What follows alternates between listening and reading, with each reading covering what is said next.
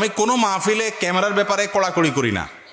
পরশুদিন কুমিল্লাতে মাহফিল ছিল, 150-200 ক্যামেরা ছিল, কারোর বাধা দেই নেই। যশোরে বাধা দিচ্ছি কেন এটা বলে যায় আপনাদেরকে। গত বছর মাহফিল করছি আমাদের কুষ্টিয়া হুজুর এলাকার নাম কি ভাই, জমজমপুরে। ওই মাহফিলের ভিডিও এমন নোংরা থাম্বনেল দিয়া ভিডিও ফেসবুকে ইউটিউবে ছাড়ছে, আমি দেখে লজ্জার মধ্যে পড়ে গেলাম। আমি যেগুলো বলি না এগুলো থাম্বনেলে দিয়ে দিস। তো এই ক্যামেরাম্যান এই অঞ্চলে আছে, ওই আসামি ধরতে পারলে ওর খবর ছিল। এজাজ কই তুমি আসছো, একটু বাইর করো তো ওই আসামি আছে কিনা।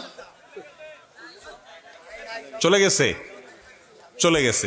আমি কোথাও ক্যামেরাম্যানদের রেকর্ডিং এর পরে কড়াকড়ি করি না, যার মনে চায় সে রেকর্ড করে। কিন্তু এখানে কড়াকড়ি কেন করলাম, কারণ যশোরে এর আগে আমি ধরা খাইছি। আমি ওয়াজ করছি লাল, ও থাম্বনেল দিছে নীল। এ কি করলেন আহমদুল্লাহ, গোষ্ঠী উদ্ধার করলেন অমুকের। আমি কারো গোষ্ঠী উদ্ধার করি না ভাই, এটা আমার অভ্যাস না, তবিয়ত না। কিন্তু আমার লাগিয়ে দিলেন সেই জায়গা। এখন অনেকে ভিডিও শুনবেও না, থাম্বনেল দেখে বলবে হায় হায়, শেষ পর্যন্ত এই হুজুরও এই কাম করছে। তো তুমি সামান্য একটু ভিউ কামানোর জন্য আমার চরিত্র নষ্ট করলা, আলেম ওলামাদের মান সম্মান নষ্ট, একজন আরেকজনের পিছনে বাঁধানোর ক্ষেত্রে ক্যামেরাম্যান ভাইদের বিরাট ভূমিকা আছে। তো এই জন্য সব ক্যামেরাম্যান না, উল্টাপাল্টা অনেকে করে। যাই হোক ভাই, পকেটে হাত দেন, মূল কথা হলো টাকা বাইর করে। কই ক্যামেরাম্যান ভাইরা চুপচাপ বসে আছে কে? 10 টাকা 20 টাকা হলো বাইর করেন।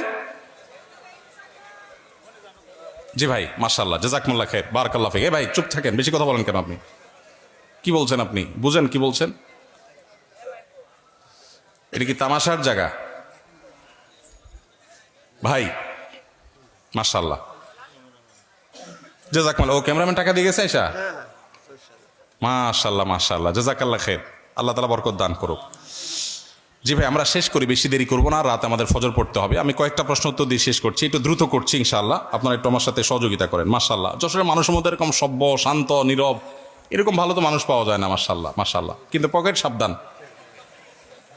পকেট সাবধান, মোবাইল সাবধান, খবরদার। এরপরে প্রশ্ন হলো, যদি কোনো জিনিসে পা লাগে তাহলে আমরা হাত মুখ এবং কপালে দিয়ে, হাত মুখে এবং কপালে দিয়ে সালাম করি, এটা ইসলামী দৃষ্টিতে কেমন? এটা আমাদের দেশে বেশ প্রচলিত আছে। কারোর গায়ে পাও লাগছে তো আমরা তার গায়ে হাত দিয়ে স্পর্শ করে বুকে লাগাই, মুখে লাগাই।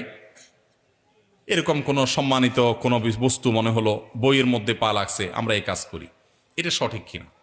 উত্তর হলো যে কোনো ব্যক্তি তার গায়ে পাও লাগাটা আমাদের সমাজে একটা দোষণীয় ব্যাপার, এটাকে মানুষ অসম্মানের মনে করে।